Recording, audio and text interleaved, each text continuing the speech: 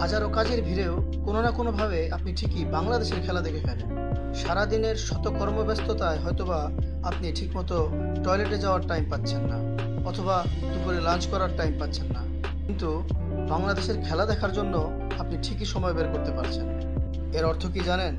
এর অর্থ আল্লাহ তাআলা আপনার উপর ভীষণভাবে রেগে আছেন। এটা আপনার প্রতি আল্লাহর চরম অসন্তুষ্টির ইঙ্গিত।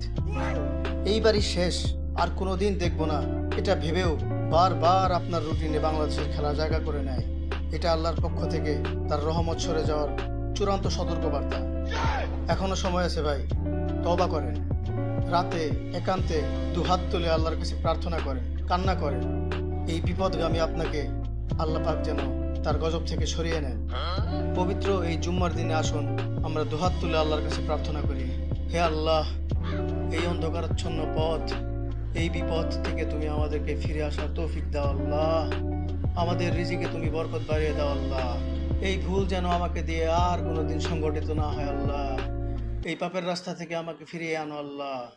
আমাদের রাতের ঘুমকে তুমি প্রশান্তিময় করে দাও আল্লাহ। সবাই চিল্লায় এখন আমিন।